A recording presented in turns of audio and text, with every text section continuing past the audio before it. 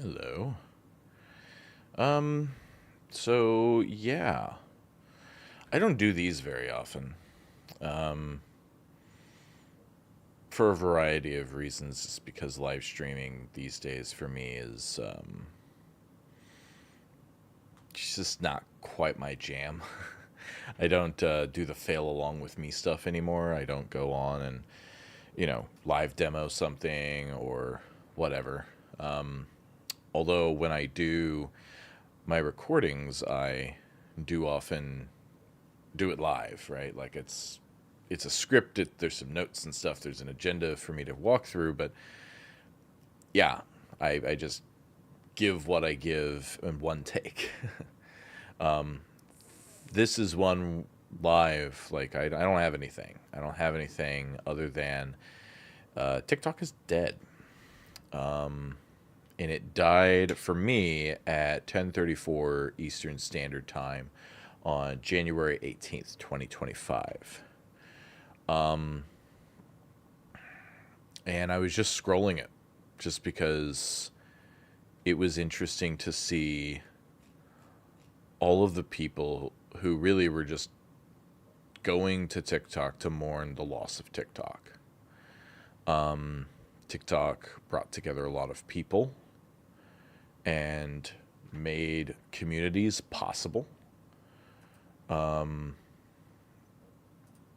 gave them a way to express themselves that frankly everybody started copying.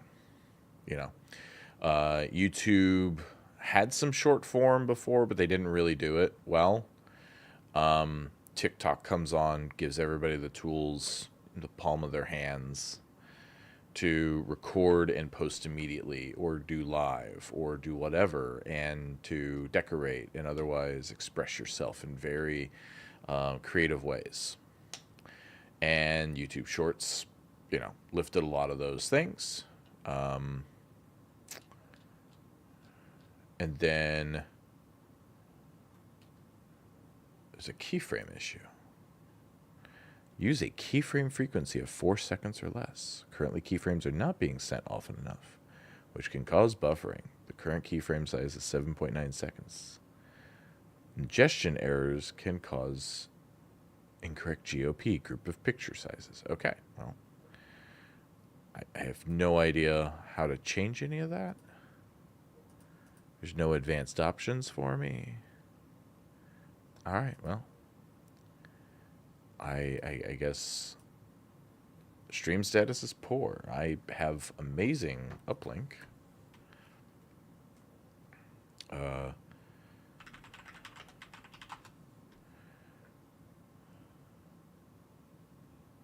Maybe.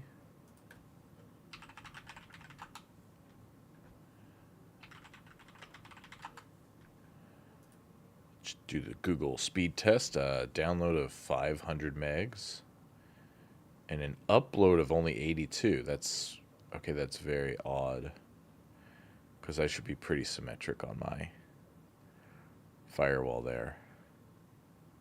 Okay, well, fun. Um, but anyway, I'll just keep the stream going for as long as possible here to talk about what I want to talk about.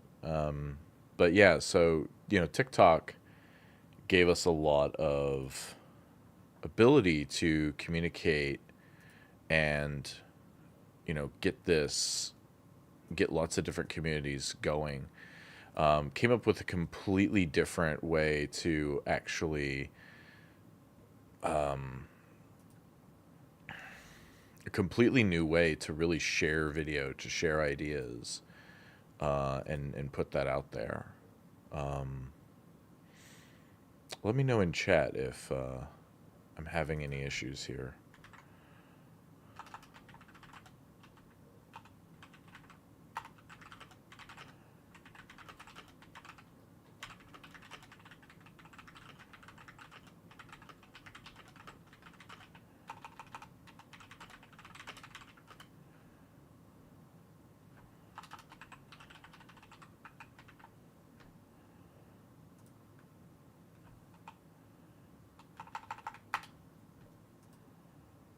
So Anyway, sorry, was typing on there at the same time.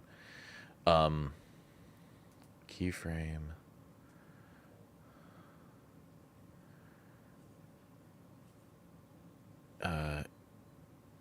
Yeah, I don't think there's really an issue. Yeah. Okay. So yeah, so we've got a lot of I got a lot of interesting, thoughts about this. Or not, I guess not interesting, but I've got thoughts about this. One of the interesting things, I guess, is kind of how it died, which is I I can't think of too many times that the government at a federal level has, by legislation, outright banned a platform like this at all. I think this is internet history for the United States. I could be wrong about that. Because in the legislation, it doesn't just describe the type of companies that they ban and the process by which companies will be added to that list for apps that they produce, but specifically mentions ByteDance, which of course produces TikTok. And I'm, on this channel, I don't get political. If you know anything about my channel and what I do here, I don't get political because in infosec, cybersecurity, hackerdom, politics is in everything. Politics is in everything. Everything you can think about gets political. Gender gets political, your race is political, your religion is political, whether or not you're okay with free speech is political. Every single thing you can think about is political because it can be legislated, because it can be debated in the floor of Congress. Your right to marry is political. Your right to assembly is political. And so I don't get into the politics, or rather the politicking of all of that, right? I get into the legalistic things because that's where it connects to us as professionals so much, is the legal world. Compliance or staying out of prison, things like that. For security research as well as CISOs or other types of security professionals. It's all inherently political, but I don't like to get into the politicking. Oh, the Democrats want this. The Republicans want this. Those crazy libertarians and Green Partiers want this. And I don't get into that because I don't find it fruitful for the conversations we get to have, because that just ends up with posturing, and it ends up with not actually talking about the core issues that we really need to think about and work with that impact us. So I don't get into the politicking. Politics just underlie everything we do.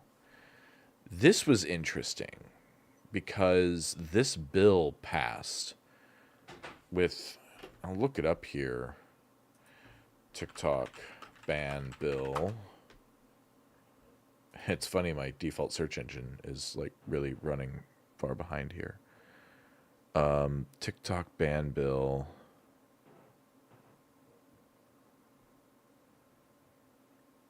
Protecting Americans from Foreign Adversary Controlled Applications Act. So HR 7521. HR 7521. Because I want to tell you what the votes were for this.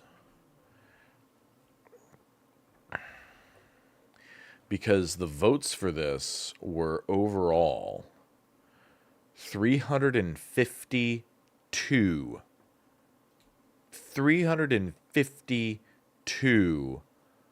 Congress people said, yes, we need to ban TikTok. There are a total of 352 plus 65 plus 1 plus 14. There are a total of 432 352 Congress people.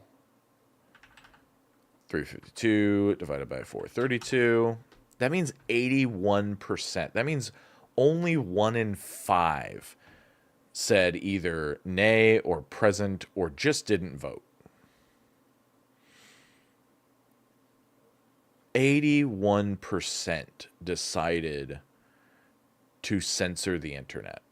81% decided to cut you off from an application that you use to communicate your ideas, your thoughts, to receive ideas and thoughts, not just from other people in the United States, but from around the world.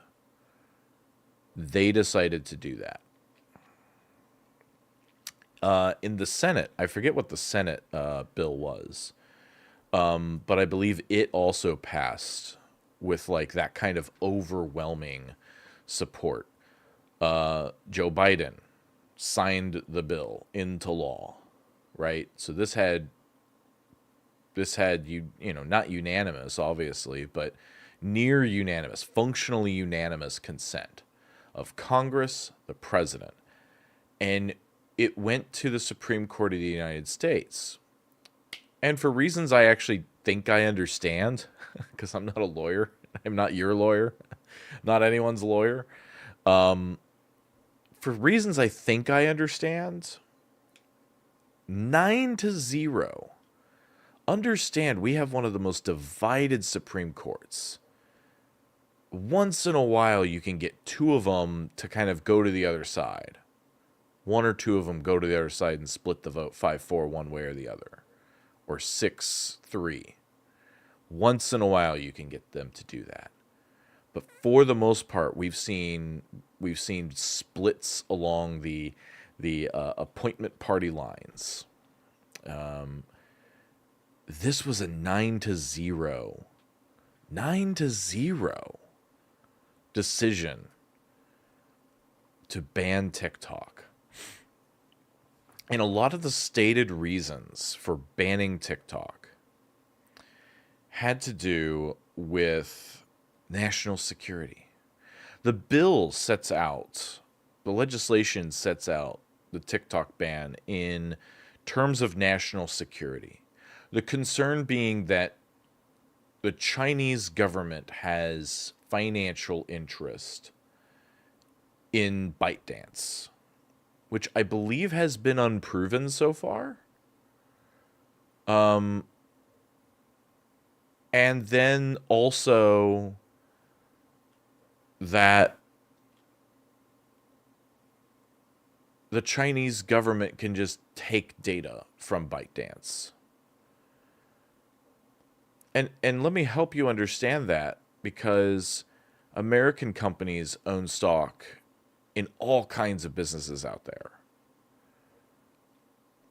And in fact, America owned businesses having ownership in ByteDance is a reason why China doesn't have TikTok. They have their own app. They have to specifically have an app for China that functionally does the same thing,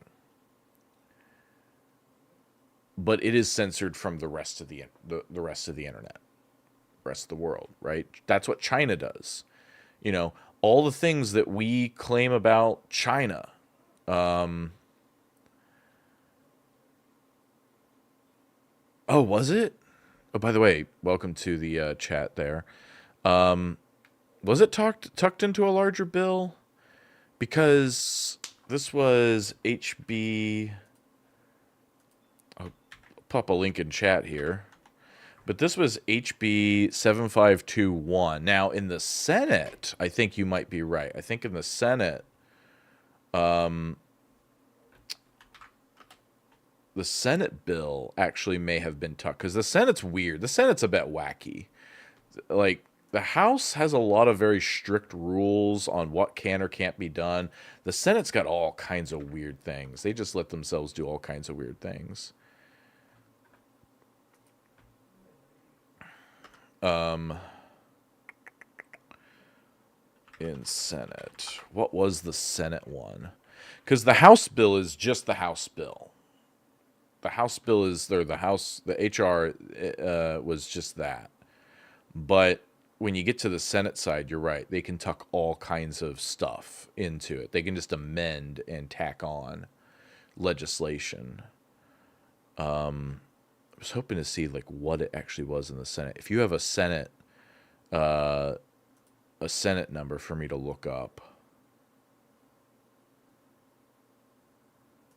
I was going to see what it was. But anyway, I think what I was getting back to,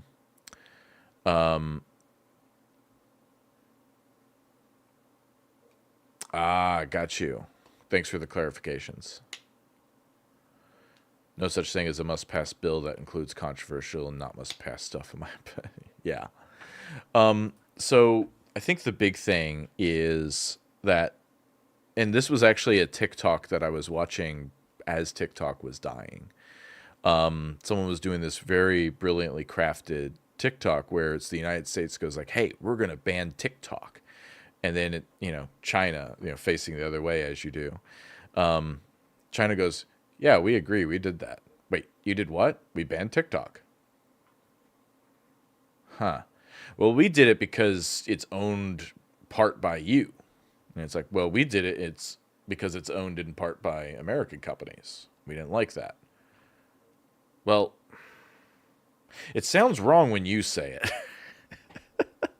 And it kind of just went further and further into it. It was just like, well, we wanted to stop harmful ideas getting to our children and poisoning their minds. Yeah, we agree with that. We totally got rid of TikTok for that. We didn't want that. Well, that just sounds totalitarian. Okay, but you did it. Yeah, but I don't know, man. All these things we agree on, but it just seems evil when you do it. That's known as jingoism, folks. The United States of America can easily, and by the way, does on a regular basis, send search warrants or seizure warrants for data to YouTube, to Facebook, Meta, Instagram, Shitter, all of the apps. They do that already. So they can get your data. Now, you could say, oh, well, they've got a process. Well, China has a process too. They have courts. They have bureaucracy. Oh, boy, do they have bureaucracy. We're not monopolists when it comes to bureaucracy. We love our bureaucracies. They have warrants too. They're like, oh, they can just march into your building and take stuff. And I'm like, yeah, that's called an FBI raid. Yeah, that's called a search warrant. Like, we do this. Like, it's one of those, it's evil when they do it. And that's just jingoism. It's nationalist talking points for no real good reason. But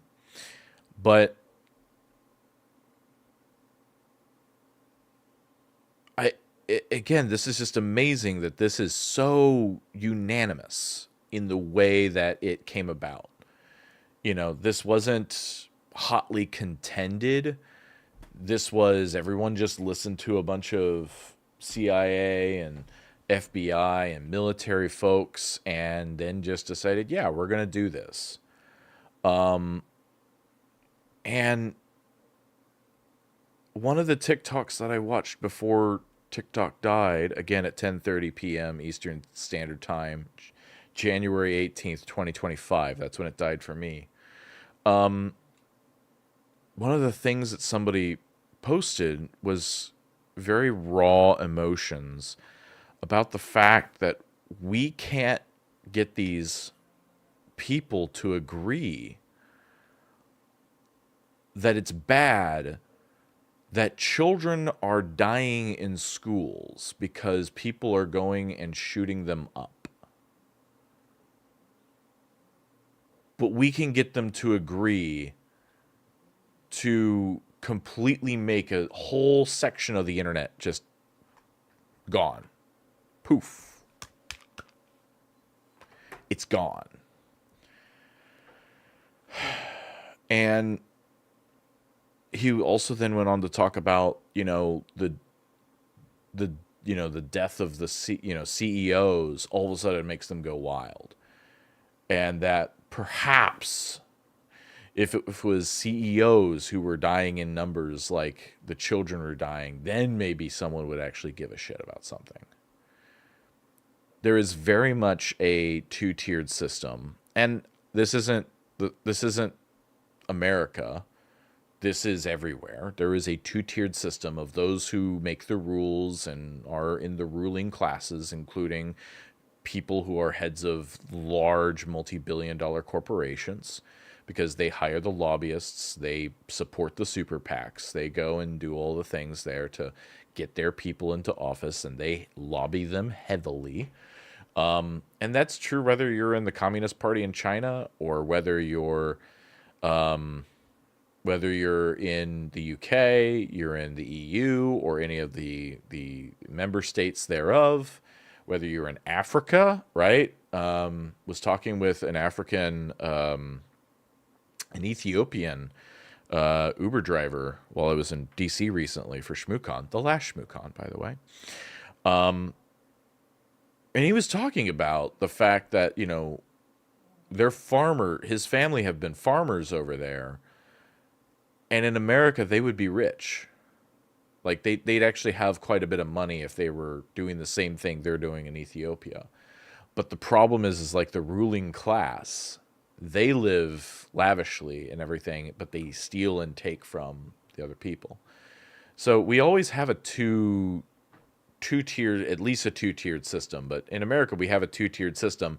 And by the way, the top tier has convinced a good portion of the bottom tier that you're actually in this middle tier called middle class, and you're more like us than them. So, totally shill for us and kick poor people while they're down. And the middle class, think that, oh, well, I'm closer to being rich than homeless. No, you're actually way closer to being homeless than rich, by the way. Yeah, by the way, even if you're making something like $200,000 a year, it's something on the order of you are 240 times further from being a billionaire than you are from being homeless. Did you know that? So, yeah, you have 240 times more in common with homeless people than you do with billionaires, even if you do make a very good income as a worker. I know this is just kind of ranting about a lot of things that aren't just the TikTok. But I think all of this does kind of tie together in that this is not the end, right? The bill that was passed mentions ByteDance. That is not the only thing it bans.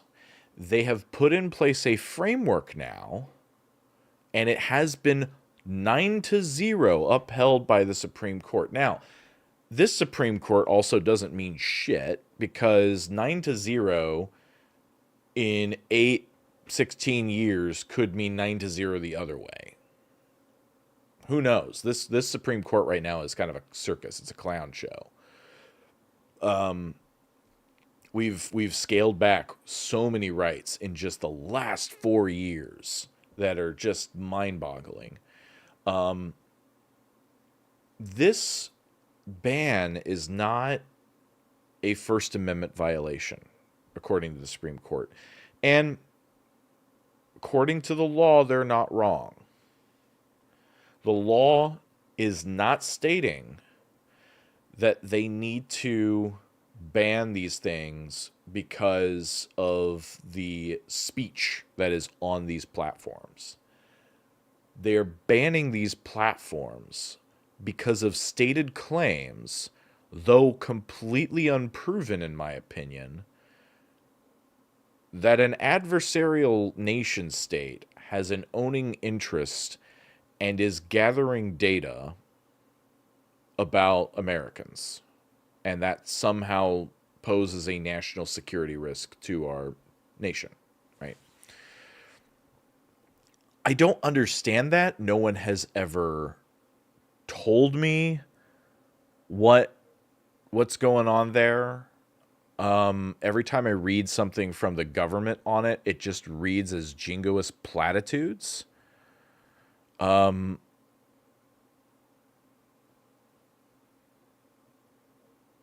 Brown versus Board established that separate entities naturally cannot have equal content. I think they made a mistake to say it's not a content-based ban. I mean, they've done a very good job in the law of making it to where it's more about the function of the company itself. Like, not the content they're producing, but rather the company itself, its ownership, right? Its structure. So that's the legal excuse. That's the legal mechanism they are using to say that it's okay to ban TikTok. It's okay to, like, essentially ban this app from US markets. Which, by the way, the app being banned is not just, it can't be in the Google Play Store, it can't be in Apple, the Apple App Store. If you were even to download the app as a third-party app, you know, where you go into your phone and you tell it, yes, you do the Jedi mind trick of, yes, I know, I want to download and install APK files manually, and yes, I know there might be privacy and other types of, you know, could be malware, it could be anything, right? But let's say TikTok released an APK that anybody could just download and install and don't have to go through the Play Store. And you download that. You still can't access it because internet service providers are also banned from knowingly let your traffic go to those sources. So Comcast and Xfinity, well, Xfinity is Comcast, but Verizon, AT&T, T-Mobile, all of the places, Spectrum, they're all stopped from actually sending your traffic to TikTok, which actually may be why TikTok is dying right now across the nation. Is probably nothing TikTok necessarily did. The actual connection on my app actually said you don't have connection to the internet right now. So it actually makes me think that the app is not even able to connect to TikTok.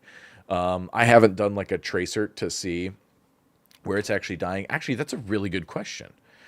Let's do a trace route. Let's get command prompt. You know what? No. Let's get grown up here. We're gonna go to PowerShell. It does the same thing, but let's do PowerShell. Tracer TikTok.com. So we're going to 23.52.42.180 right now. I've got my gateway. So my network ID, I've got my internet service provider. Okay, I'm going to my internet service provider's network a little bit. Yeah. It's like a GNAT for them over there, so I get a bunch of 10 addresses actually. We're kind of cycling through a few nodes in my internet service provider. Don't look like we're leaving the subnet. Oh, we just left the subnet. Okay, we went to another subnet. Unless it's a /16. Oh, and we're dead. It did not even leave my internet service provider. It did not even leave my internet service provider. Nope. I'm getting Akamai. So, yeah, so we've got some missing hops, but we're getting to Akamai. Akamai actually may also be turning it off. Yeah, because I get to Akamai to 23.203.15.175. I've got 2 request timeouts in a row here. I'm betting Akamai dropped it. Betting Akamai saw the Supreme Court decision, got some people up, said, we got to prepare for tomorrow, and, you know, did whatever. And yeah, actually, it looks like I'm able to hit it. But I think Akamai is actually dropping it. So that's probably why. So Akamai is probably the one that has killed TikTok functionally for everybody. And then, of course, you had a prompt, as chat is also talking about here. You have a prompt that popped up to basically announce to everybody that, hey, you know, we're gonna stop functioning here. on January 19th, right? They can't accept connections anymore from America, or that we would be shut off. Now, I haven't tried seeing if one can VPN to TikTok. I imagine you can. You would just have to VPN to obviously a non United States point of presence. In my Mastodon toot on infosec.exchange, by the way, you should go join infosec.exchange and leave shitter. And maybe also join Blue Sky. But go join infosec.exchange. Jerry Bell runs a wonderful community and a wonderful server there. So shout out, Jerry. The thing you might do is you might go see if a VPN will actually help you there. I think I have a VPN, and I could probably try here to see if I could get to TikTok. It's been a while since I've used it. I might do that in this background here while I'm chatting. But keep in mind, so here's the thing about VPNs. You've seen all sorts of people go like, ooh, private internet. That's right. I use private internet. Ha, don't at me. I joined private internet like, God, 10 years ago maybe. And I've just never not unrenewed it. It just keeps renewing, and I get reminded around DEF CON time. Oh yeah, by the way, you have this thing, private internet access. That's right, private internet access. You have this thing, and yeah. So I'm like, oh yeah, well I bought another year of it, I guess. So I guess I'll just have it. Oh, they don't like my username and password anymore. Okay, well I'll go check it here in a bit. But essentially, something to keep in mind with private internet or any type of VPN. VPNs do not keep you secure on the internet. So generally when people think about security on the internet, there's a lot of things that can go into play with people. They're thinking, oh, it'll protect you from malware. Oh, it'll protect you from people spying on you. Oh, it'll protect you from getting your data leaked. Oh, you have all kinds of things that you're going to be protected from if you're coming out of the UK versus the United States, or your ISP can't track where you're going. And it's none of that's really true. Some of them are half truths. Some of it depends on the context where you're at. VPNs keep you obscure on the internet to certain parties. To the end party you are trying to talk to, you are obscured. That is it. But you're only obscured in the point of presence of where you're coming from. That's it. At the end of the day, you are still trying to visit that website. You have all your work ahead of you to differentiate your browsing activity that you do on that website or that service from what you would otherwise do without a VPN. Because they do know how to behavior match you, believe it or not. They do know how to categorize your behavior.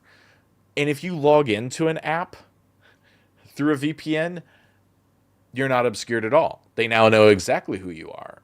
Regardless of where you're coming from, they know who you are now, right? So they know who you're at. So who are you trying to hide from? Well, we're about to find out who we're hiding from, right? Because VPNs have been very useful, or proxies, whatever you want to call them. They've been very useful in places like Iran, China, and other places in the internet where governments have decided to censor their internet access due to ideas they don't like. So you have now a state of affairs in the United States that I don't think has so far existed here.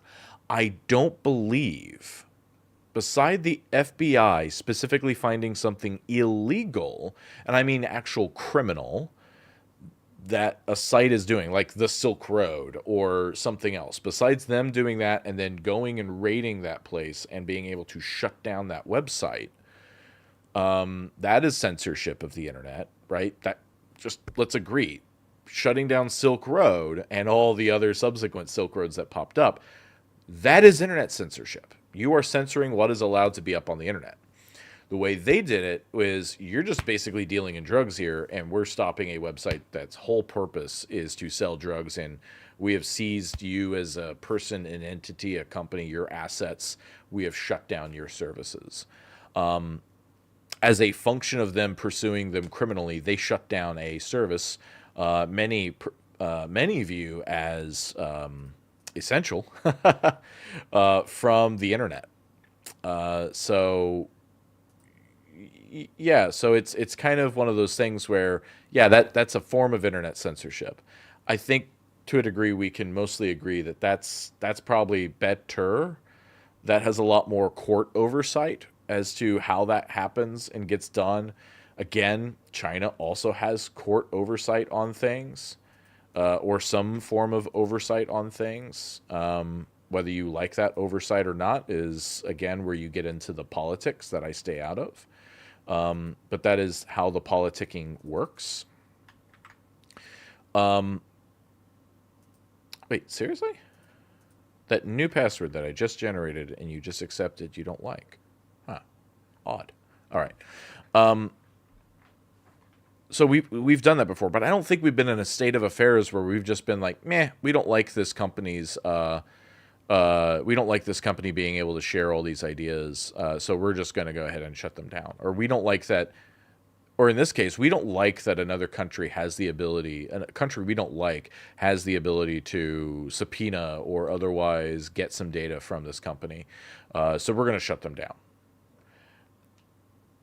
Even though that's exactly what our country is allowed to do. You know, again, rules for me, but not thee. It's the first time that's really happened. And so this is really the first time you get to feel what it's like to be in a country that censors its internet. Okay, cool. Thanks, Mike. It looks like Mike has checked the his Canadian endpoint and that it is accessible there, but no idea whether it'll persist. If you're trying to log in with a US account, it might block you out, but I can get the home page on a clean browser from Canada in Proton. Okay, so cool. Thanks for checking that out, Mike. So yes, for now, at least, you know, outside of the United States, you can, with your account, still access TikTok. Tomorrow that may change. Because they may also have to comply by dumping anybody's data and accounts who they know to be American. So they might actually have to do that. So if you want to be on TikTok, you might have to lie to TikTok about where you're located and reset up an account, right? So there's also okay, sweet. Thanks, November. Also is able to access Proton through Australia. So down under, you're able to get into TikTok. Yeah, so that's cool. So question to all of you. If anybody is on TikTok and posts videos or otherwise browses it, are you going to be using a VPN to browse TikTok and stay on TikTok as long as possible? Because that can open up another can of worms security-wise, right? Because a VPN moves your point of presence from your ISP via encryption, right? And you are not too old to have a TikTok account. You should see the age of some of the people who are on TikTok. It moves your point of presence functionally from how the end service sees you out to that endpoint via encryption. It sets up that tunnel, right? You are still routing through your ISP. The ISP still routes you through their transfers or their connections, oversee cables, satellites, or whatever they do. And they're still going to then take you to that point of presence over in Australia, for instance. Let's pick on Australia. So you are still coming out there. But now what you've done is you've sent all of your traffic with encryption keys, by the way, to that proxy. And if we know anything about proxies, proxies can also be adversaries in the middle. ISPs are a little different in that ISPs, for the most part, pretty much stick to level 3 and level 4 of the OSI model. They deal with ports and they deal mostly with routing your traffic through their network. That's it. They don't really, well, we know that we actually know that the FCC is essentially what was it, a court? Yeah, a court just basically turned down uh, gosh, what is it called? It's not internet, not internet parity. Man, I forget. But it's basically where ISPs need to treat all internet traffic the same. They can't prioritize like, oh, you're on our super duper net neutrality. Thank you, Breezy. Net neutrality, right? So we already know that net neutrality is probably gone now. Like we have also done away with net neutrality. So we are making really bad choices in the history of the internet. One of the soft choices that the market decided was to put everything behind paywalls. So, all of our most important sources of information and news, like our newspapers and publications and so many things, require you to log in and give data to them so that they can sell your data to advertisers. They require you to purchase things. So everything's behind a paywall of some kind now. It's hard to actually access data on the internet the way it is now. Wikipedia is one of the few places where, yeah, they ask for a donation, but at the top, but you don't have to. But like Wikipedia is one of the few places on the internet still where you can just go and just use the freaking internet, and not just be bothered by everything. So like Wikipedia is one of the few places you can go to. And honestly, kind of a ideal, not ideal community, but like a model community for how you actually build a community of people who come together, moderate content, and keep a level of fact checking and truthfulness. And there's this kind of there's just this kind of peer review that happens there just very naturally. They've built a fantastic community over the decades. Yes, decades, people. There, and it's really good. And like the rest of the internet's just trying to make money off of you. You are the product for them. You are the product they're selling to advertisers so they can make more money off of you by selling you stuff. But anyway, back to VPNs. You are now putting the VPN provider as a proxy for you, which means they're not going to just, because they exist at layer 7, right? They exist at the application level. So OSI, for those who don't know, you've got your physical, you've got your data link, that's your actual physical network card. You've got your level 3, you've got your level 3, your layer 3, that's your network. So now you get into IP addresses, both your private side behind your router as well as the public side outside of your router. Or if you're IPv6, it doesn't matter, everything's public, I guess. So you've got those two. Then you've got like a port, a socket that actually describes the connection type and what you're doing with this application. A couple of layers we never use, the session and presentation. But then you have your application, right? Your application is like HTTPS, right? That's your web browsing. You have SMTP, that's email. You've got 666 with Doom, right? So if you want to connect to people and play Doom online, you've got the protocol itself. The application itself communicates at that level, and inside that protocol, inside that application, is actually the data that you have. Well, when you're using a VPN, it's not like a level 3, it's not a layer 3, it's not even a layer 4, it is a layer 7. You're encapsulating everything up and shoving it over to an application. And that application then takes this data. Now, you can then try to have an HTTPS conversation with Google from there, or TikTok, let's say.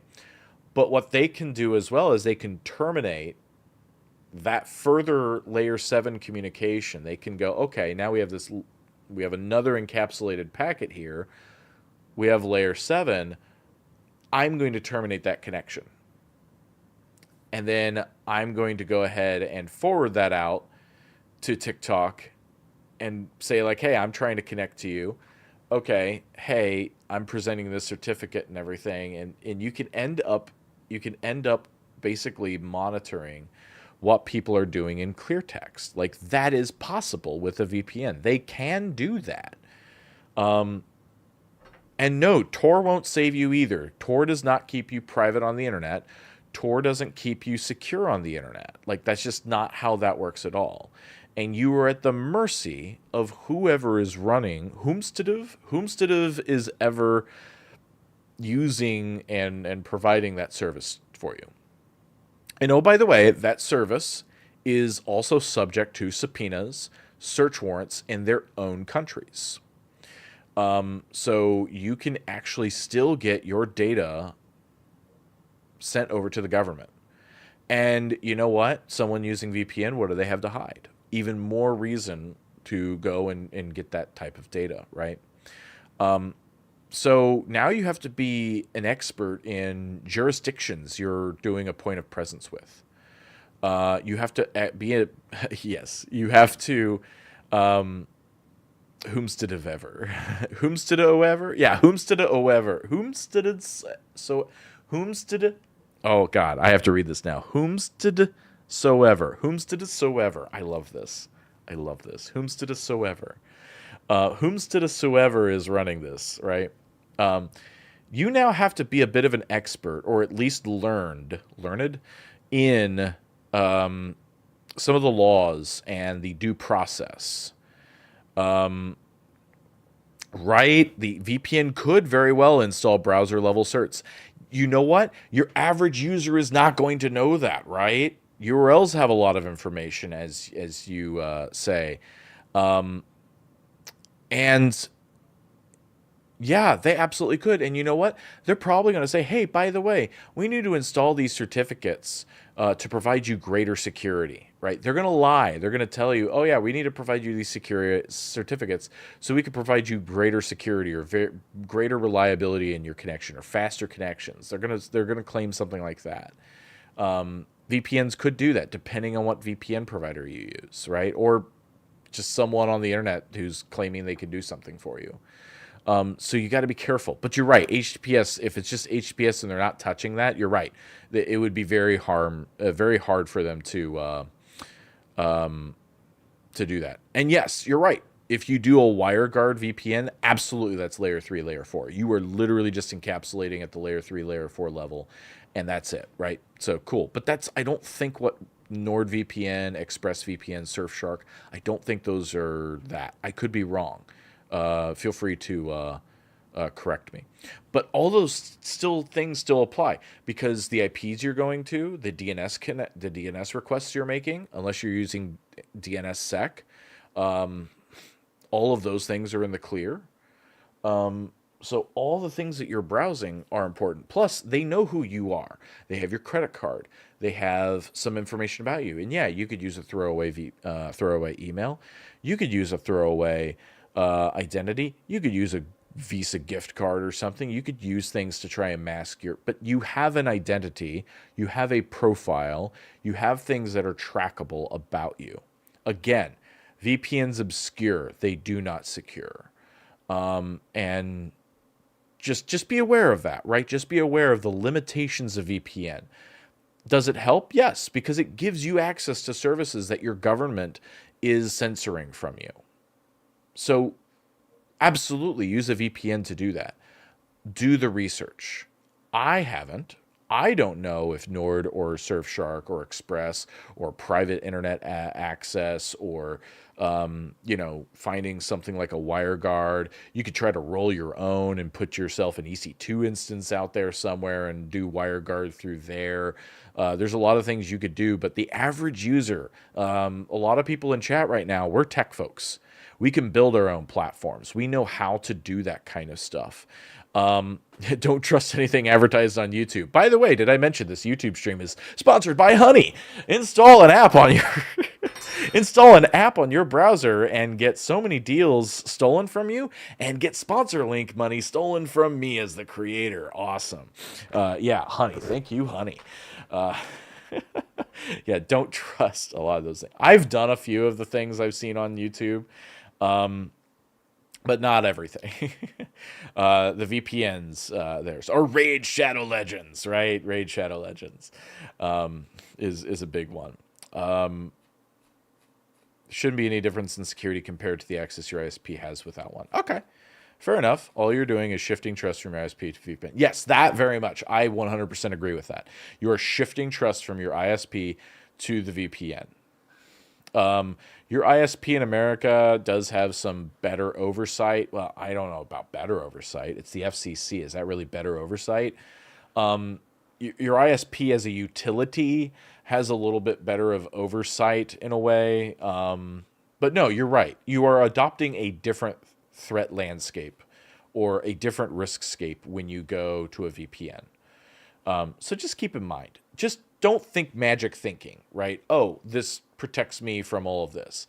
They could still be gathering your data and selling that to advertisers. Are your ISPs gathering your data and selling it to advertisers?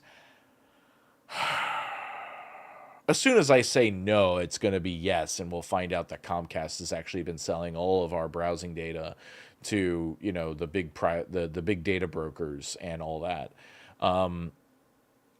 But I want to say, as a general rule of thumb, they don't. They're literally just they're routing your traffic. So yeah, trust is a factor either way. So also keep in mind, on your phone, right? If you're going to VPN on your phone, think of every single app that is on your phone. Do you want that going through that VPN point of presence versus your ISP or wherever you are currently? Maybe you do, maybe you don't. I don't know. That's for you to decide. You know, you're just going to have to make those decisions to kind of figure out how you want to be on TikTok if you want to continue to be on TikTok. Just, again, educate yourself a lot. Privacy guides, if you have any helpful links, I'm unfamiliar with you. You have a cool little name. I'm actually going to go to your channel and check it out. Look at that. Massive organizations are monitoring your online activity. All right. You have 729 subscribers. Fantastic. Do you need a VPN is actually one of your highlighted videos that you made a month ago. So I'll probably take a look at that, and I might even do a reaction video. I've never done a reaction video on here. That might be interesting to do. But yeah, go check out Privacy Guide's channel, and go check out other things. Go check out the EFF. Honestly, I'm gonna do that because I know the EFF a whole lot more than you, Privacy Guides. But Privacy Guide's got a channel there. That could help you. EFF VPN. EFF, I think, has some decent VPN discussions because they deal very much about internet privacy. Okay, so you've got Android's kill switch or leveraging Proton's exceptions feature on Android. So I guess that what you're saying is that allows you to say only certain apps will go through the VPN and other apps won't. Is that what you're saying? Because I seem to remember back when I actually wrote a blog post on VPNs, like a long time ago. I wrote a blog post a long time ago on Dave Schwartzberg's blog, Heal with Hans, and I was actually looking through and analyzing how are they doing VPN tunnels for you. I was actually trying to put an IPS on my phone, and essentially it was creating a VPN tunnel so that it could essentially monitor the app traffic going out to the internet, and you could actually choose what goes and what doesn't. So wouldn't surprise me if in the VPN you can actually discriminate on an app basis. Oh, that's another good question. Is TikTok going to still be indexed on Bing and Google because you're providing links to that? I'd imagine, since this is such a carte blanche ban, I would not surprise me if Google and Bing have already added or are going to be adding into their search algorithms that you can't return any results for TikTok.com or ByteDance. Wouldn't surprise me. I did drop a link in the chat for EFF.org's surveillance self-defense. You're right, November. This is a fantastic resource. It's choosing the right VPN that's right for you. It was last reviewed May 8th, 2024, so almost a year ago, 8 or 9 months ago, but still very good. There was an attack technique published called Tunnel Vision that demonstrates how most commercial VPNs are susceptible to an attack, where if an attacker is on the same local network as you, such as at a coffee shop or hotel Wi-Fi, they may be able to reroute your traffic through their computer to spy on your traffic, essentially rendering VPN's already limited security benefits on public Wi-Fi useless. Right? The thing that NordVPN and all of them say is, you're at the airport, you're at the coffee shop. Do you really trust this open Wi-Fi or trust this whatever? Well, use our VPN and you'll, be secure. Little shaky, right? Little shaky still. Again, kind of to Privacy Guide's point, you are putting a level of trust in your local network you are joining. So when you join any Wi-Fi network, you are putting some level of trust there. Yeah. So just keep that in mind regardless of whether you're VPNing or not. And since HTTPS will already make any user data on a site encrypted to them, VPN or not, VPNs are still useful in certain circumstances for circumventing certain types of network censorship. So the big blurb they have at the beginning is literally saying the main reason to use VPNs on the internet is literally for government censorship or network censorship of some kind, whether it's your college doesn't allow you to go to certain sites because you might see female presenting nipples or whatever, then you can use a VPN to get around that, or a proxy service, right? So that's the main reason to use a VPN. You do adopt some different concerns to do that. You can also use Tor as a circumvention.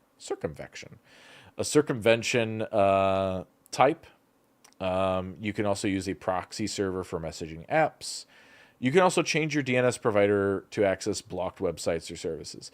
So yeah, so if your DNS provider is blocking access, you can point to some other DNS provider on the internet, their IP address, and potentially get access to that. That won't work here in America because the ISPs are essentially, or Akamai, the CDNs that are essentially delivering that kind of last mile or last presentation of the application, they're going to be blocking this kind of stuff. So it's not going to be easy to just get to this. You're going to have to do something like a VPN. You're going to have to use Tor, a proxy of some kind, in order to get to TikTok. I never use this knowledge for evil. I wonder if TikTok is still being okay, yeah. Proton's Android app has an exceptions feature for apps you don't want to go through the VPN. Android natively has kill switch feature in case the app gets borked. Oh, that's cool. I really like that. That's fantastic. So Proton may be something you're interested in then. If you just want TikTok to use a VPN, that might be interesting. Do we want to try this live? Do we want to try to see if TikTok can be done live via Proton? I've never used Proton. I was going to see if I couldn't get my private internet access to work. But yeah, let's see Proton VPN.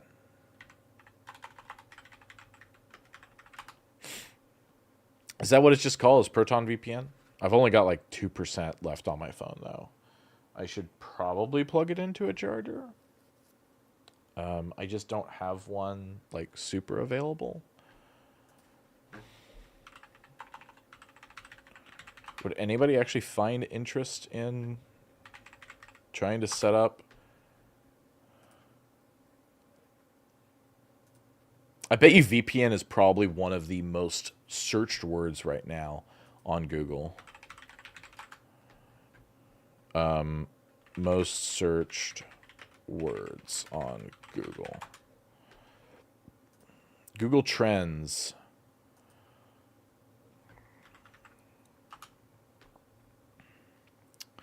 Yes, literally. Oh my God. Yeah, literally in the last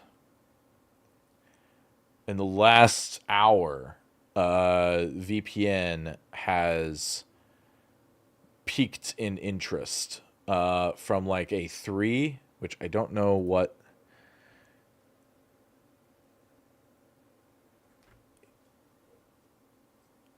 Okay, so numbers represent interest relative to the highest point on the chart for a given region and a time. A value of 100 is the peak popularity for the term. A value of 50 means that the term is half as popular. A score of 0 means there was not enough data for the term. So if you go to Google right now, to trends.google.com, and you go to search the word VPN right now, over the last hour, it has gone from a 9 to a 100, and now we're trending at about a 59. Which, wow, that this is quite amazing. TikTok not working with VPN, how to access TikTok after the ban, how to get around TikTok ban US, how to watch TikTok after ban. So there's been a lot of related topics there. It's amazing to see, California and Washington, of course, some of the big ones. But even here in Indiana, it's like a 76, 78, 83. Texas, it's an 88. Like, it's pretty well across the board. It's 69 in South Dakota. Nice. 68 in North Carolina. Maryland has 65, so it's definitely up for everywhere, but that's just amazing. I was going to see worldwide where it's at. Oh yeah, worldwide it's also very hot right now. So this is actually interesting. VPN interest over time. United States is at a 14 in the world right now. China is at a 48. China is at a 48 for its interest in VPN. Russia is at a 25. I was going to see where's Iran at. 13. So right now we're more interested in VPNs right now than Iran is, which Iran is one of the countries that has a very high VPN need. Turkmenistan is at 100. Oh my God, everybody in Turkmenistan is like going crazy over VPN right now. Myanmar, formerly known as Burma, 91, but China at 48. Japan at 2, right? Africa, most of Africa is not interested in VPNs. Ghana is like at 18. South Africa is at a 3. But yeah, Canada's at a 7, but United States is at a 14.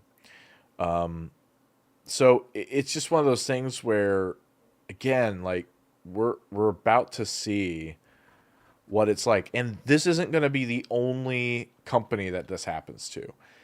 Any company that has an app in the United States that has any kind of Chinese company ownership is going to be demanded of to have divestiture of the Chinese companies, or to end up, leaving the United States. You have to dissolve this.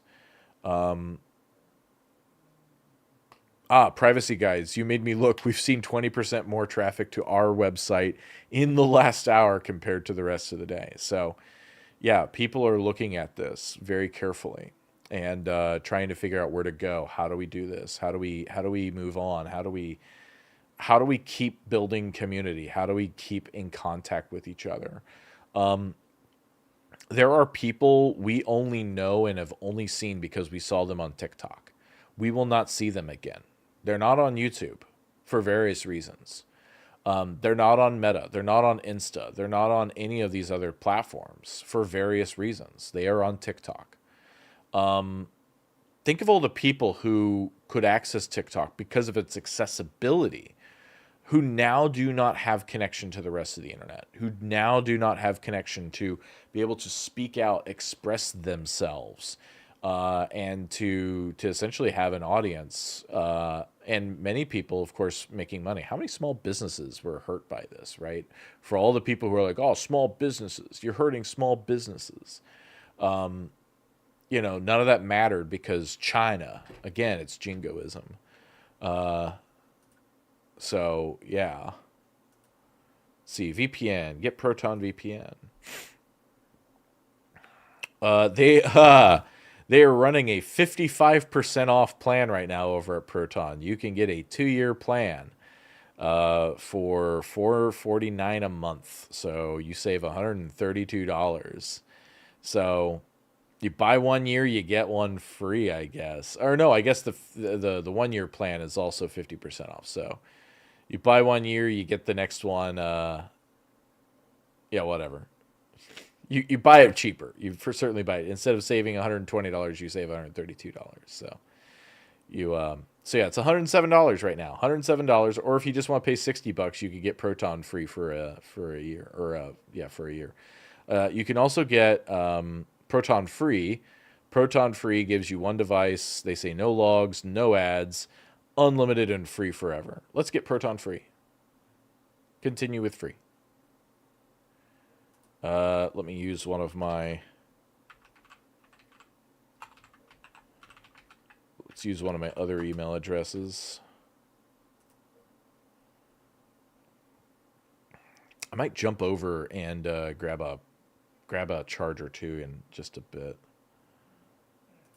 Oh, that's cool. Proton selects randomly generates a password for you and says, "Hey, we generated this for you." And you can download this or whatever. So I was like, that's pretty cool. You can use this. So a login.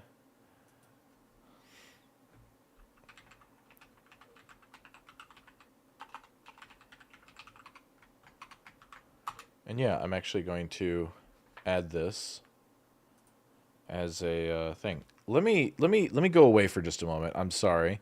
I'm gonna go grab a charger real quick and see what I've got there. Let me go to studio mode and see this image I'm about to load up for everybody. Yeah, I don't want to load that image. There's another image I'll add.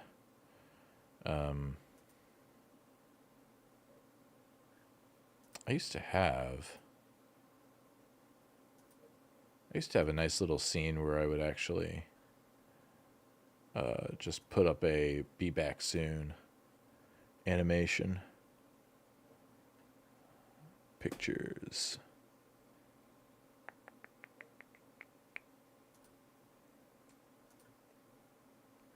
Yeah, I'll be back. I'll be back soon. Let me get this loaded up here.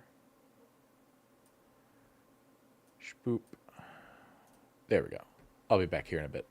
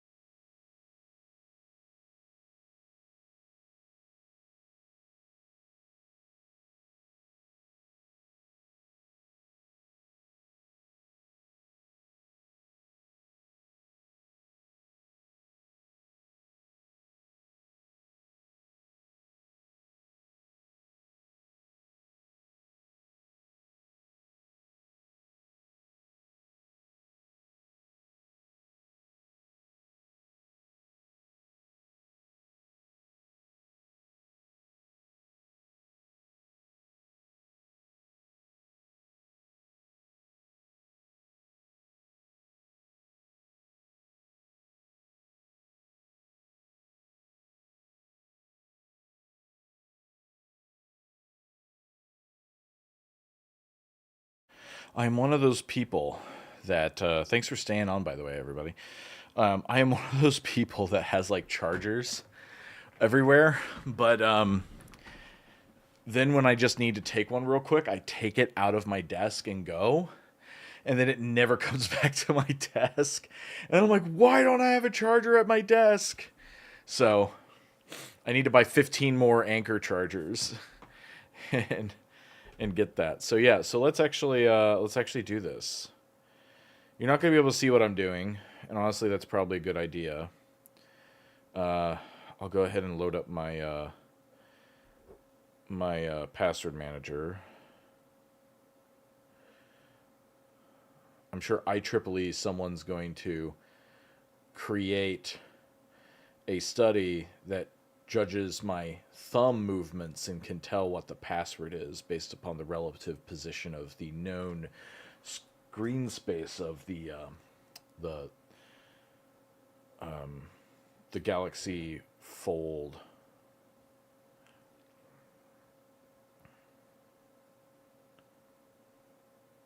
Just like they were able to figure out based upon the electrical emanations, the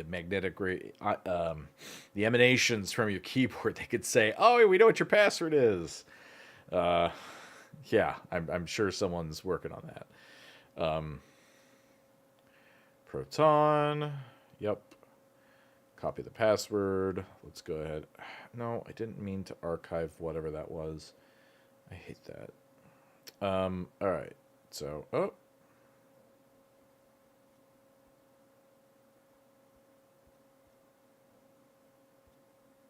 Thought there was something that talked about TikTok. Anyway, Proton.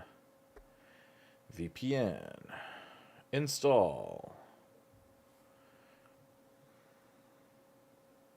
Yeah, I like to live dangerously. That's why I also threw in a bunch of thumb movements that had nothing to do with any of my passwords. So that way, I salted the hash, so to speak. I threw in some dummy information. Good luck. All right. And now this one's just paste, so. And yes, I'll probably get multi-factor on here as well. Okay. I am unprotected. So let's see what I get here. So I can choose countries, net shield, split tunneling, kill switch. Okay. How to turn always on VPN and kill switch. Activating kill switch will disable split tunneling as kill switch blocks all connections outside the VPN tunnel. Okay, got you. Is there a way? All right, let's connect to the VPN. Enable notifications. Yep. So I can choose a country. I'm going to just choose Australia, friendly country. And then, oh, I don't get to choose which country I come out of because, okay. Oh, I'm in the United States. Can I change server? Okay, cool. I can change server. So I'm now in Poland. Okay. All right. So you kind of get a roulette if you're on the free account. You can choose which country you're coming out of. Let me see if TikTok works. A TikTok ban. The bill that allows the U.S. government to ban TikTok in the United States. May have to restart TikTok here. Yep, not connecting on the app.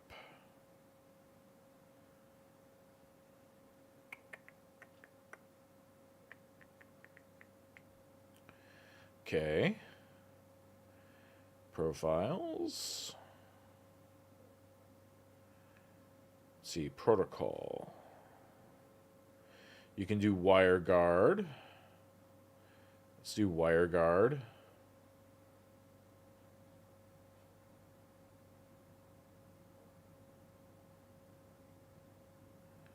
Yeah, it's not working for me. Is anybody else's November? Are you still on? Can you do? Can you still get to TikTok on your stuff? I'm coming out of Poland though. I don't know if Poland's blocked TikTok. What are you doing?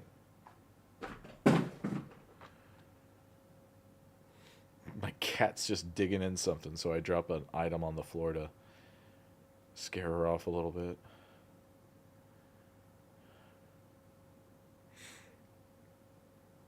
All right.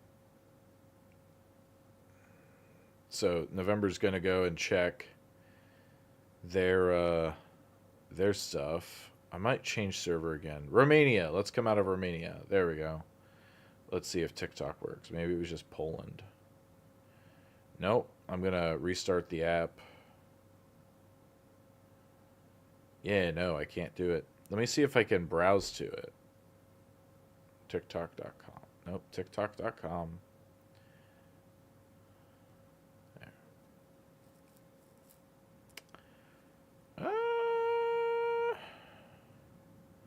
TikTok's DNS address could not be found. Oh, I might want to not use.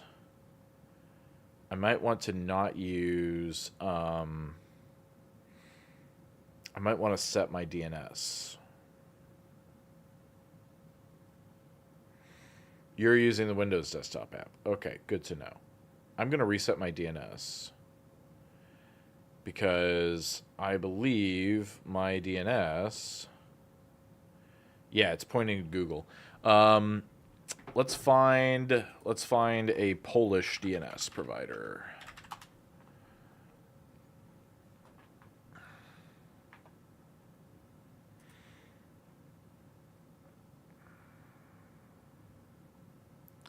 Let's do something that doesn't look completely terrible. I don't know what terrible would look like in Poland, but I'll just go to the first list here. Why not? What's the worst that can happen for a bit? So we're going to go to 31.182.37.74. Unless someone has a better one to use.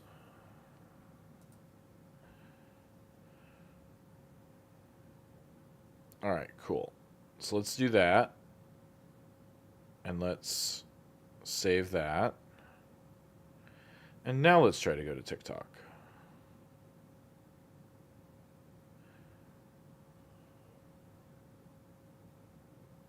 Interesting. DNS could not be found.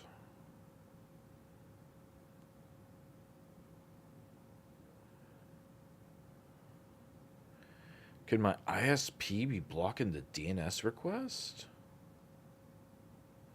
Because DNS is clear text, so... I also got rid of the secondary DNS. Interesting. Yeah, I'm not able to browse to it.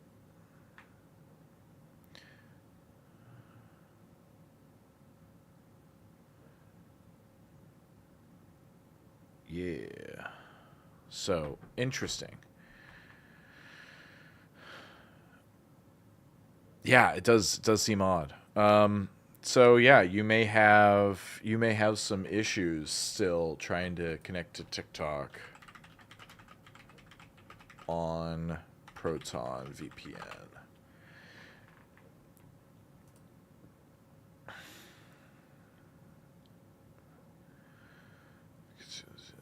Turning off NetShield helps in resolving problems. Does it work with NetShield turned off? My typical connection. This is from like 2 years ago, though.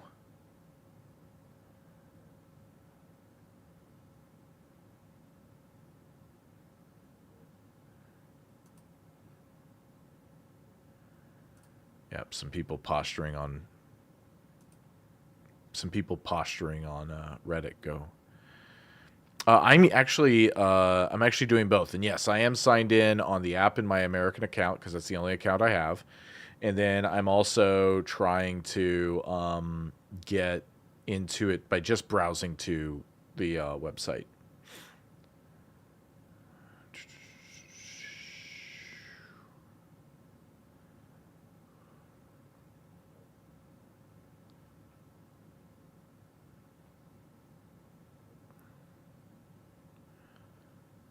We've narrowed the field, so the majority of VPNs will be able to access TikTok in restricted locations.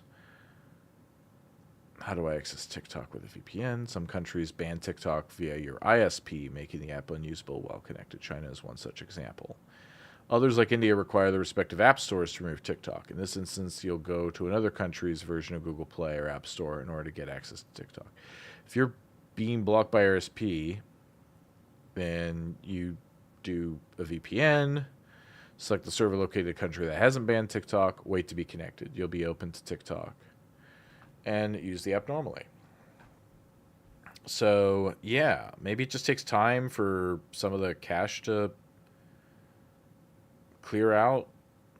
Maybe I should reboot my phone. Let's do a phone reboot, you know? Shouldn't have to do that, but let's restart our phone.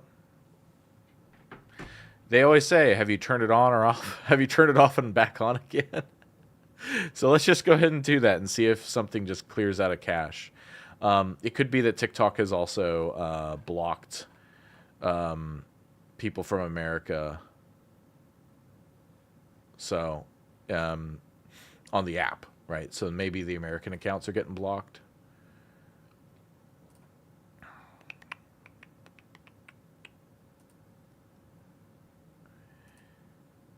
I was trying to access TikTok in private incognito to this in case of caching issues. True. I probably should have used an incognito to get rid of any cache.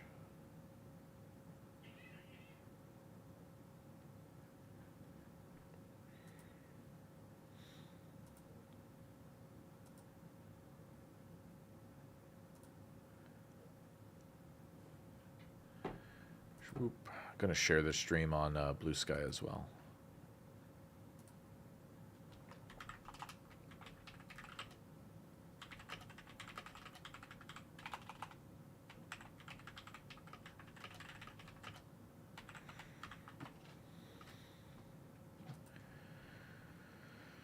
So, let's see. For now, I got my phone back up. Let's go to Proton. VPN. Let's connect to a rando server. It gets me to the United States. It gave me to the United States again, so now I gotta wait a couple minutes because I haven't paid for the premium. It's amazing that they default you to the United States when you're in the United States. It's like, wouldn't the whole purpose of this be you want to go to a different country that's not your country? Like, okay. Again, like the whole point of a VPN, for the most part, is to bypass internet censorship. It's not really to secure you in that way. That's just not really what it does. Now, what it can do is if you know you are being proxied and they're not doing a good job of it, you can VPN out, and then they can't actually attack her in the middle of you, of course. So that's a place where it can provide a little bit of security. But as the EFF was reporting, if they have access to the local network, they can end up routing you through anyway and potentially cause some issues for essentially rendering the encapsulation moot. So that is possible still. All right, so now let's change server. I have 5 seconds to go. 5, 4, 3, 2, 1. Give me another server. Romania. I'm back in Romania. Okay, so I'm back in Romania. I have a static DNS on my phone. Yeah, I have no internet connection on TikTok. And I'm going to go to TikTok.com. Yeah, and I've got nothing. I can't even get a DNS address for it.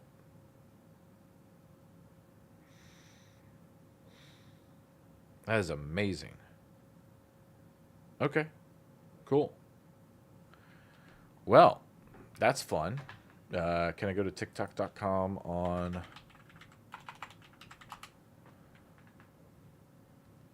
A law banning TikTok has been enacted in the United States, and unfortunately means you can't use TikTok for now. We are fortunate that President Trump has indicated he will work with us on a solution to reinstate TikTok once he takes office. Please stay tuned. That's interesting. Oh, I can access YouTube on Proton. Yeah, I'm getting my feed. I'm getting some stuff from The West Wing. some stuff from History Matters, Leto's Law. Like, yeah, I'm getting all my stuff. Oh, who was that? Oh, he cute. Anyway, so yeah, TikTok isn't available now. Yeah, so apparently President Trump, I mean, I guess tomorrow he becomes president, but Trump TikTok. Let's see what Trump has said about TikTok. Sorry, I've said his name twice now on this channel. Very sorry to have said his name. The Orange Cheeto and TikTok. Ah, okay. So the Orange Cheeto has said he'll likely give TikTok a 90-day extension to avoid the ban. So he hadn't made a final decision, but was considering a 90-day extension for TikTok's China-based parent company to sell to a non-Chinese buyer or face a U.S. ban. I think that would be certainly an option we would look at. The 90-day extension is something we would most likely be done because it's appropriate. You know, it's appropriate. God, reading a quote from him is just... It is really hard to read. Like, sometimes when you go and read, if you were to read my transcripts, sometimes my ramblings aren't easy to read. But my God, reading something he has said is really tough.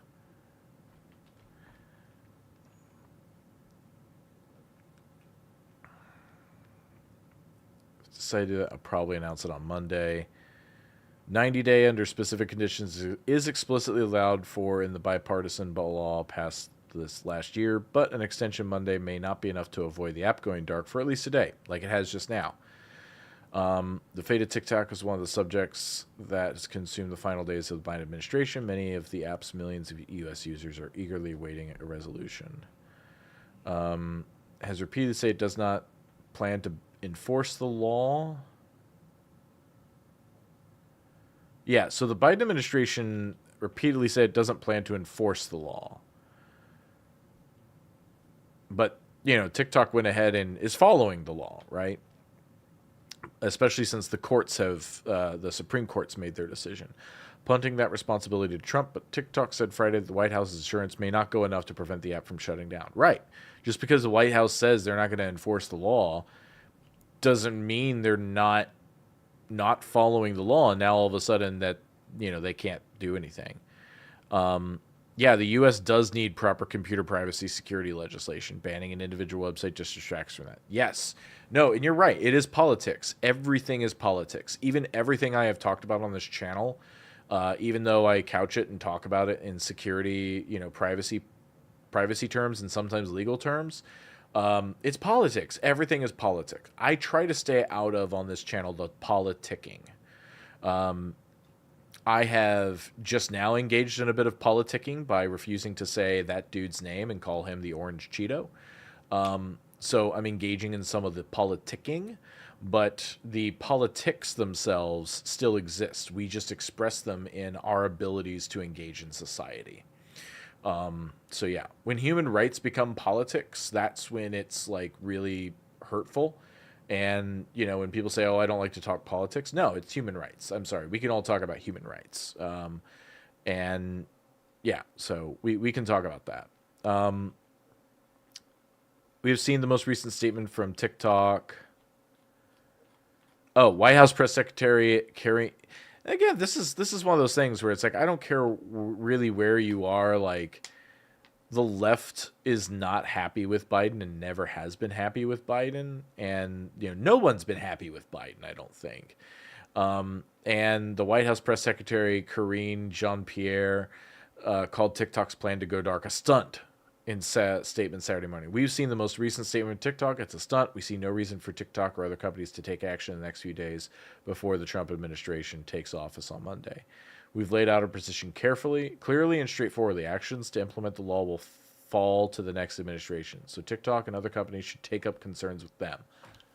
Which is like only a day away. The Supreme Court made the law clear what's okay and not. So I mean, they're just this is the politicking. These are the shenanigans. This is the politicking. we're upset that you're going to be hurting our legacy for a bill that we signed for and advocated to become law, but then said towards the end of our administration, we're not going to enforce it. That's the next. We tried to push this onto the Orange Cheeto, and now we're getting splashback because, of a bill we signed into law. That's the politicking that goes on. And that's the stuff I try to keep off the channel because it just is posturing. It's distracting. It is distracting from the actual issue at hand. So that's why I try to stay out of the politicking of all of this. And I try to stick into what's actually happening. Supreme Court made a decision. That is kinetic. That kinetic as in that applies literally to us because that's the final say.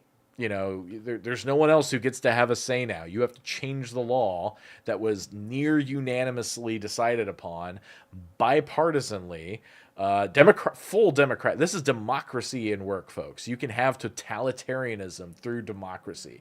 You can have human rights abuses, and we have had human rights abuses historically in this country via democracy. So usually because fewer people were included in that democracy. But, even with all the people we have included in democracy today in America, you can still have a totalitarian activity such as this. Let's see. Did the past law have any requirements for what TikTok itself or app stores should do? ISPs, yes. They have to stop serving it.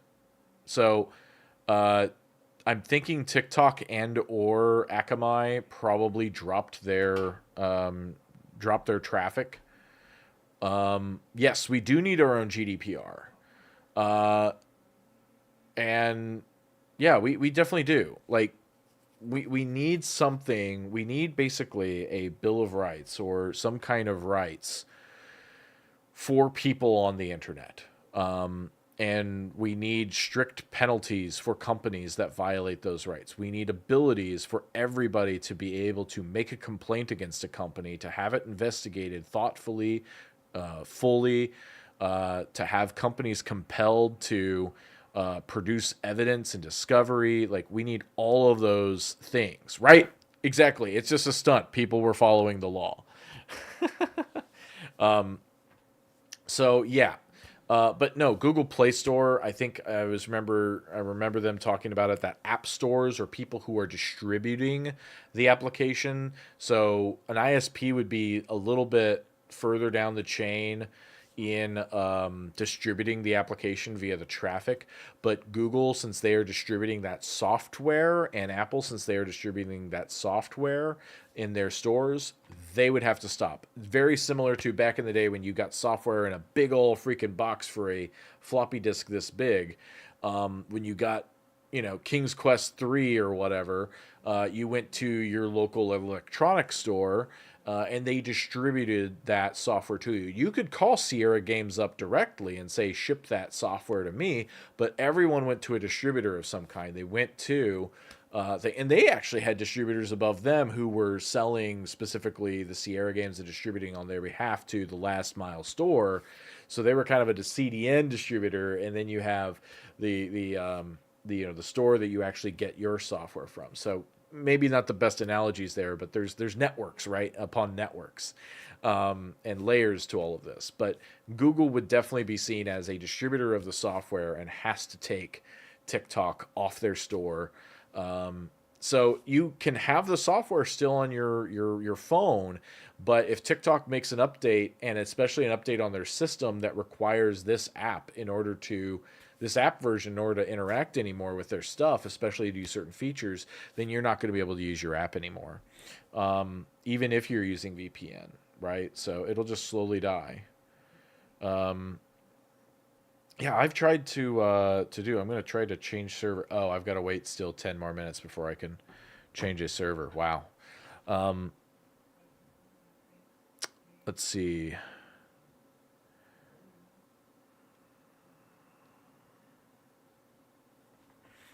Just going to see like what other types of things. Yeah, 170 millions. 170 million Americans use TikTok. 170 million people just got their voice silenced and got their eyes shut to what's on there. This impacted 170 million Americans. That's like a third, more than a third of us have been impacted by this. That's crazy to think about. Yeah.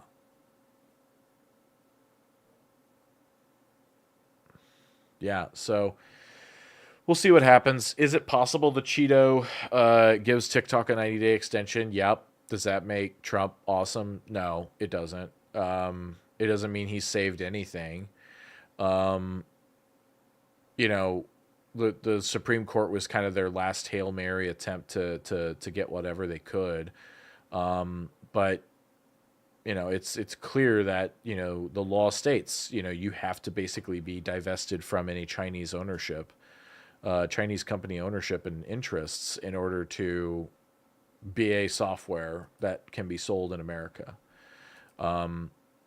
which is again just so much jingoism there to have to unpack.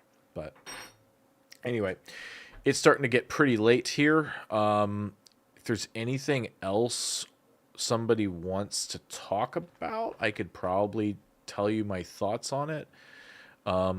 Did the pass law? There is no penalty for using TikTok or requirement for ISPs to block access. There are penalties for hosting supporting TikTok. Correct. There is not a penalty for usage. There is a penalty for distributing. How drug laws should be. Never criminalize the user, always criminalize the distributor. So yes. Oh God, yeah, no, that guy needs to fuck off to Mars real quick. I mean, seriously, Elon Musk, that dude, please buy the rocket, go to Mars, so that we never have to see that person again. Just, ugh. If you've ever played Horizon Zero Dawn, and Horizon Forbidden West, they played out this whole thing where a bunch of rich bastards went on that were part of a big old secret underground organization called Far Zenith, ended up fucking off via near light travel to a to a far away planet, I think one of the nearest star systems, and went and were able to like colonize the planet, terraform it, all of that, and essentially became immortal. And then they screwed up some AI over there that wanted them dead, and so they were escaping it and came back to Earth. Found out that Earth was reborn anyway, and found a way to move on. And they just basically start terrorizing the now native people there. And they're immortal. They've lived for like 1,000 years, and they're just completely unhinged and just exactly like how you see Elon Musk being. Yes, exactly. Elon can yeet himself into the Mars, which is the sun, right? God, could you imagine? How could he buy that anyway? Like, who's going to lend him that much money ever again after what he did to Shitter? I mean, seriously, like, I think his, what was it? He mostly got money from Saudi Arabia or something to do it. So who knows what'll happen there, but, yeah. So there's also another place people are going to. What is it? Red something. Was it Red Note? Yeah, people are starting to go to Red Note, which, by the way, Xiaohongshu is the app. It's Red Note, and Xiaohongshu is what it's called in China, and I hope I'm getting that pronunciation mostly correct. But yes, you can use Xiaohongshu, which is Red Note, and go there instead. So there's possibly there. Now, the issue is going to be that that app also runs afoul of this exact same legislation. So you can try going to RedNote. You can try going to RedNote, but it's gonna be hard to do so because it's going to at least recommended loops. If you're going to recommend an app, at least recommend loops. I've never heard of loops. Let me look into it. But yeah, so it's going to run afoul of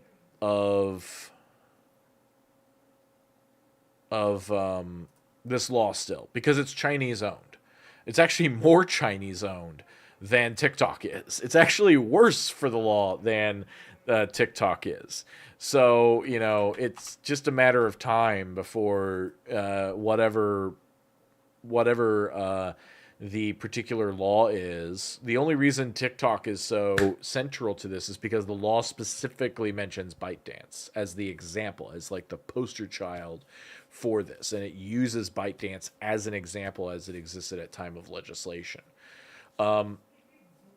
So because of that, they have to take all these actions immediately because they have been essentially noticed, whereas other applications haven't been.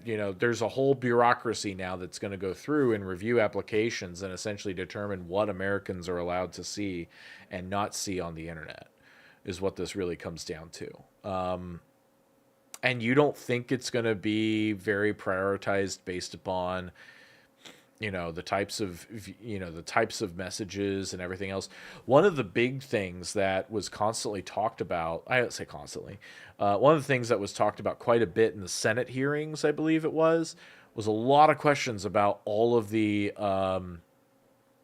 anti-genocidal TikToks that were happening with the genocide that's happening in Gaza, right?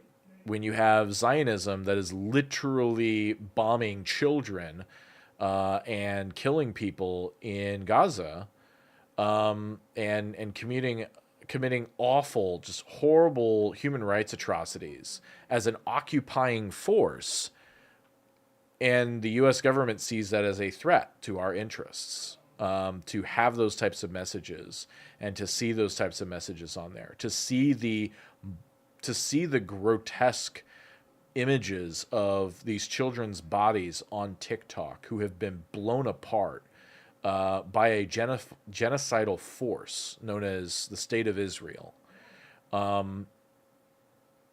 It undermines the position, especially that the Biden administration and others have in Israel. And so this was definitely talked about heavily on the Hill during this time. And it is no doubt in my mind that one of the contributing factors to this was simply the talking point of we've got to support Israel. It's not the whole reason, I'm sure. There's a lot of just anti-Chinese. You had the combination of let's support Israel and national security and let's go after China. So you kind of had the trifecta of let's scare everybody with national security. Let's support our genocidal ally, Israel. So you've got all the religious people who see that as, I mean, really, it's when you want to get into it, certain evangelicals who have a viewpoint that Jesus is going to come back in Israel to judge the world, and oh, by the way, the Jews aren't going to be well off there. So it's actually a fairly anti-Semitic belief in and of itself. But Jesus is going to come back there, so Israel needs to do this so that Jesus can come back. It's like a really, not all Christians believe this, but there's like a core part of the crazies, that end up with Marjorie Taylor Greene and Ted Cruz and all these other people. Like, that's their base, and they believe in that kind of weird conspiracy level stuff, even in religion. And so they go there, and then you've got the go along to get along people, but you've got that kind of crazy that appeals to. And then you have the anti-China, which a lot of people are also against. Which, by the way, all of this stuff has also contributed to Asian hate, Asian anti-Asian violence. Heck, we even saw it on full display where they're talking to the CEO of ByteDance and asking him, are you a member of the Chinese Communist Party? And he's like, I'm Singaporean. I'm in Singapore. Like, I've got no ties to China. Like, I don't live in China.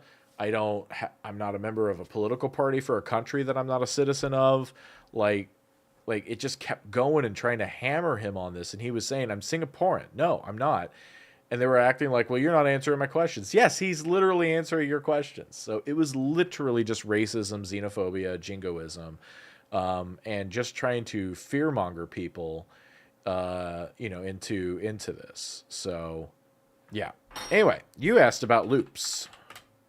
Loops social media.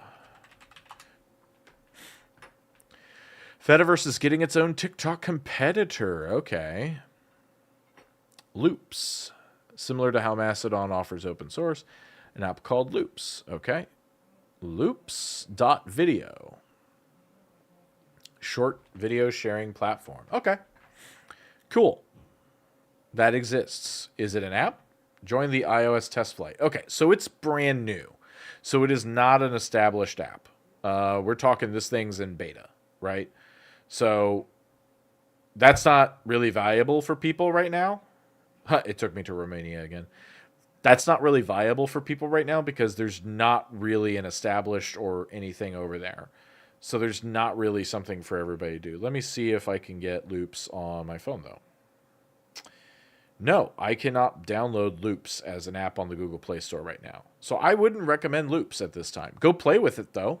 Right now, it's only on iOS, so it's not even available for Android. So, there's like half the user base can't even use it. So I can't recommend Loops. Red Note, hell, I'll download it. We'll see what it's all about. This is just like when people were leaving Shitter. There was Blue Sky that had come out a little bit later, but everyone was kind of jumping to Mastodon. But there were people who were suggesting a lot of other places, and you just kind of had to find your place. And we'll find a place possibly, but YouTube Shorts has, by the way, increased their short video length from like a minute to 3 minutes. So they're kind of did what TikTok did. TikTok also started off, I think, maybe a minute or 2 minutes. I think they can go 7 minutes now, 5 to 7 minutes. So, but anyway, yeah, we'll just figure out we'll figure out where to go from here. But, just kind of keep yourself safe online. Be careful about what you're reading. And,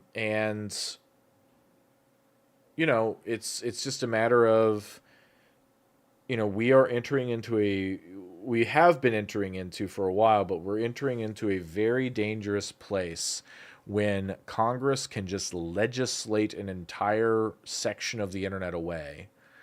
And the Supreme Court, and it's unanimous, by the way, and the Supreme Court unanimously holds it up. And again, everyone says, well, only in America do you have these freedoms. You don't, because America's just like China. America's just like Iran. America's like every other country. We just get legislation or rules passed differently. That's really all that happens. Your human rights are either a court interpretation away from being gone, as we found in the overturning of Roe versus Wade. Your freedoms are also a constitutional amendment away from being, undermined. Also, just even having passed lower legislation can just be a threat anyway, because that then has to take time to go through the courts to determine whether it's even enforceable. So even when things are clearly unconstitutional, you can't do anything. So, yeah. It's going to be interesting. We are seeing a changing internet. We're going to see net neutrality completely go away here soon. And we're banning things off the internet. So, and like I, for those who weren't on the stream earlier, I already mentioned, we were already censoring the internet through paywalls, putting either, an actual dollar a day or, $5 a month kind of thing. Um, you know, that's that was destroying the internet. Ads everywhere is destroying the internet. Uh, Having to sign up for accounts to use every single area of the internet, even when it doesn't make sense to, that was destroying the internet. But this is just, again, making the internet less usable, making the internet less accessible, making the internet less. The more and more this happens, the more we will actually be, separated from each other and less able to communicate with each other. Yes, freedoms are not simply given. They are fought for in protest, litigation, even armed conflicts. If people don't work to protect them, they'll lose them. The civil rights movement of the 60s was not a peaceful movement. That was not something that happened because of peaceful protests. There were peaceful protests that had fire hoses and dogs and police beating people, and not unlike many of the things we saw during the George Floyd protests and police brutality protests years ago. But it's just a matter of, yes, people many times have to get violent in order to get what they are, because get what they need, because you know the violence that the libertarians will use is that taxation is theft, theft is violence, government is violence. Um, there is a point at which, yes, this just becomes violence. When a company, however, and this is where libertarians would disagree, because libertarians believe, by and large, that the free market should be allowed to decide things, but those are equally violent. Those can be just as violent. We find that with United Healthcare, just able to deny you care. That is violence. I can kill 20,000 people a year by just signing a piece of paper that denies you health care. But someone pulling a trigger, all of a sudden that person is a monster and was a terrorist and everything else. And it's like, no, that CEO was every bit more of a monster and a terrorist than the person who pulled the trigger on him. That's the way I see that. But they got so upset, and all of a sudden, like, even the newscasters, for whatever reason, just prove how out of touch they are, because they're like, oh wow, look at all these people who are saying, oh, that this is good, this happened because my mother or father or sister, or even myself, was denied health care that was so important, and we went into bankruptcy because of this or that, and this is a good thing to have happened. They were shocked, and it's like, how are you shocked? And again, that's where that rich class, that like 0.001% of people, have convinced a good section of the rest of the wage slaves out there that, oh, by the way, you're actually middle class. Even though you're our wage slaves, you rely on us to pay you in order to survive. You are 240 times at least closer to homelessness than being a billionaire, and therefore never having to worry about anything in life ever again. Yeah, we've convinced an entire section of people that they can get rich and they can go off, and even though most of them will never be, and they know they will never be. There's that weird optimism that we think that we're going to do it one day, and we want to be protected in case we are. And just lapdogs of these people. Yeah. So, I don't know. You're right.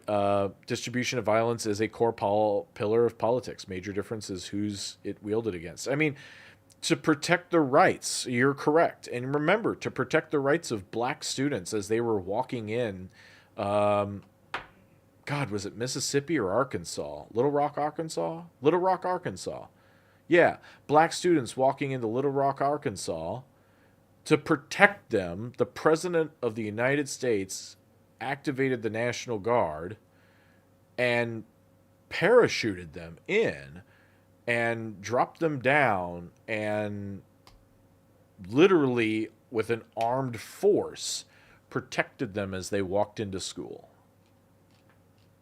That was violence in service of protecting human rights. You know, we fought the Nazis. That was violence in service of, I don't want to say, I don't know if we did it specifically to stop the Holocaust, but that's one of the things it ended up doing. And then we fought a bunch of wars that made no sense whatsoever. But yeah, violence is used for a lot of things. Violence is a tool.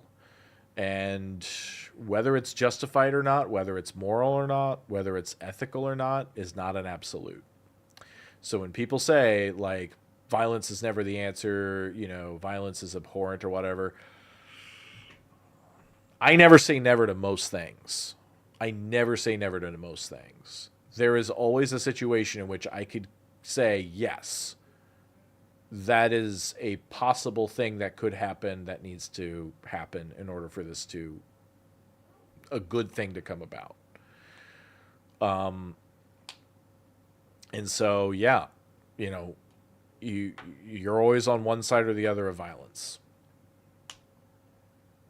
And you can't be a beggar and chooser and be Pikachu shock faced when all of a sudden someone uses violence against you because you were using violence against them. F around and find out, right? But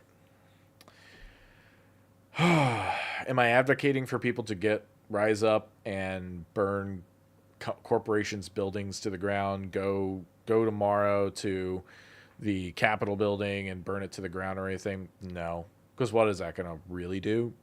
Nothing. You have to be strategic when you do these things. But hey, when that CEO was adjusted from United, there